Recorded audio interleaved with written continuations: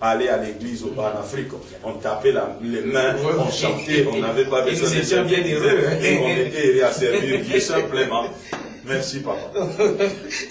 C'est magnifique. À l'homme de Dieu, je me retourne vers vous pour dire tout ce que nous venons de dire là, ça nous donne déjà l'idée, comme qui dirait, la dimension de la réforme que nous voulons faire. Mais ça nous montre aussi que ce n'est pas trop les fidèles comme tels qui devraient être notre cible. C'est plutôt ces conducteurs de fidèles, ces bâtisseurs de doctrine, ces guides-là. Mais est-ce que vous ne voyez pas que cette réforme va, comme qui dirait, vous occasionner autant d'ennemis qu'il y a ces deux hommes de Dieu qui marchent de travers? Ah, merci pour la question. Mais je venais de dire, de lire dans la Bible, et vous serez mes martyrs. Voilà, ça veut tout dire. Hein? Donc, vous acceptez d'être des martyrs? Ben, on n'a pas le choix. C'est le frère Jonas qui a voulu fuir la mission que Dieu lui avait envoyée à Ninive, mais il s'est retrouvé à passer dans le ventre du poisson. Donc nous ne voulons pas de cela, nous voulons obéir. Hein? Et puis, d'ailleurs, même, vous serez mes martyrs avant que le Seigneur dise cela. Il dit,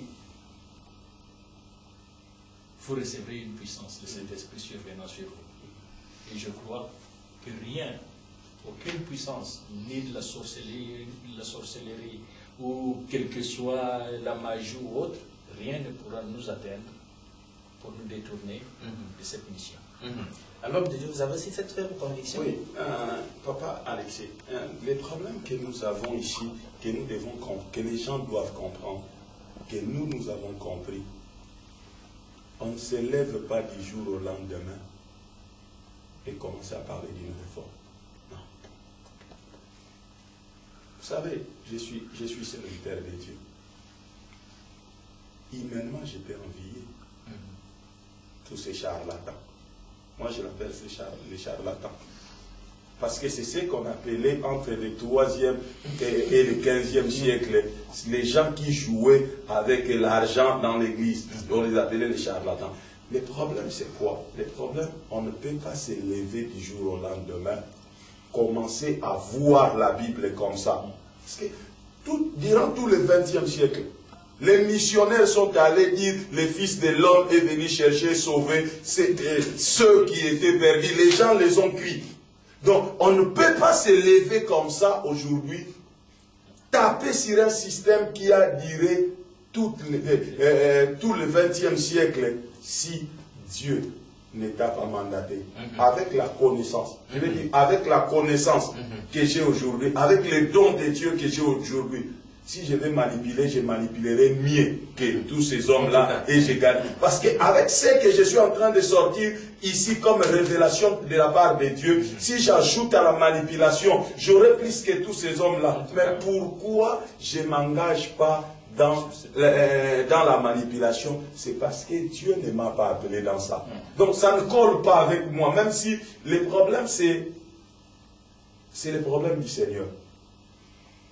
C'est lui qui s'est fait ennemi du mandat du Seigneur, il ne se fait pas mon ennemi. C'est pas moi qui va combattre, c'est la parole de Dieu qui est Dieu qu'il va combattre. Je suis porteur du message. Je porte un message de la part du Seigneur. Si on me combat, dans la limite des possibles, le Seigneur sera quoi? Sera en train de quoi? De me protéger et de me sauvegarder. Parce que les problèmes qu'on a aujourd'hui, les hommes de Dieu et les hommes de l'Église sont allés trop loin dans les abus. L'Église est allée trop loin, de telle en sorte que, vous savez, papa, au moment où nous sommes en train de te parler, de nous parler, combien de gens qui ont goûté à Jésus, qui étaient enthousiasmés, ont perdu tous les enthousiasmes, sont restés, surtout ici en Europe. Je suis arrivé ici en Belgique en 98, on n'avait pas 20 églises des Africains ici à Bruxelles. Mais aujourd'hui, on a plus de 200 églises. Pourquoi? Parce que les gens sont en train de chercher Dieu, mais leur problème, aujourd'hui, d'ici, demain, d'ici là-bas. Donc, ils commencent à tourner comme des moutons comme ça. Donc, il faut quand même... Oui. À un moment donné, il faut que des hommes se lèvent et disent, cette histoire peut être stoppée ou arrêtée. Et à ceux-là qui sont découragés, qui sont dans les maisons, nous voulons leur dire que non, nous n'avons pas peur. Dieu est en train de lever une initiative sur la terre pour changer l'église. Parce que moi je crois qu'il y a des hommes comme ça qui croient à cette initiative, sont beaucoup dans les maisons. Ils attendent que des hommes se lèvent et disent, maintenant levons, nous faisons quelque chose. Parce que le problème c'est quoi? Une réforme a été toujours mise en place comme ça. Il faut que des gens, des têtes se lèvent et après ils vont attirer. Mais on sait que toutes les révolutions, une réforme c'est une révolution, toutes les révolutions qui ont pris place, c'était pas paisible. Je sais qu'il y aura des gens qui ne vont pas aimer. Mais le problème, c'est que Moïse a voulu faire honorer les gens à la place d'honorer Dieu. Dieu lui a interdit l'accès à la terre promise. Le problème, ce n'est pas faire plaisir aux gens. Le problème, ce n'est pas faire des amis. Parce qu'aujourd'hui, les serviteurs de Dieu cherchent des amis pour prêcher à l'église. Donc, il est un ami, moi je prêche, lui prêche. Mais ce n'est pas ce que nous sommes en train de rechercher. Nous recherchons que les hommes comprennent l'intention de Dieu actuel qui est de réformer l'Église. Mesdames et messieurs, c'est dit avec les mots qu'il faut et c'est l'occasion pour nous de vous rappeler donc la pensée du jour que nous avons justement puisé dans ce dépliant. La saison spirituelle a changé.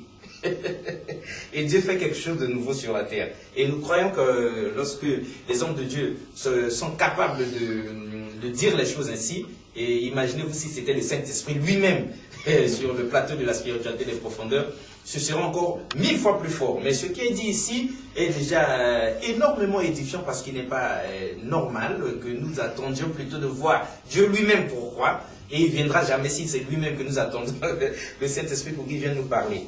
À l'homme de Dieu, cela dit, nous pensons être donc satisfaits sur ce point-là, sur la problématique de la réforme de l'Église, avant que nous ne plongions sur l'autre thème, donc le jubilé de l'Afrique, comme qui dirait la lecture donc des 50 ans des indépendances qu'on nous avait accordé depuis les années 60, avant que nous penchions comme tout le monde sur ce grand malade qu'est l'Afrique.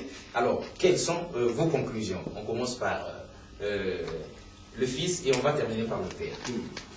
Moi, je dis merci à Dieu pour l'opportunité qu'il nous donne. C'est une opportunité.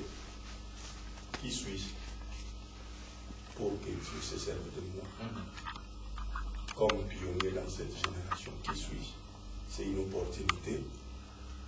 La chose que j'aimerais dire à nos frères africains qui nous écoutent, ça c'est la saison de l'Afrique. Cette saison, c'est la saison de l'Afrique.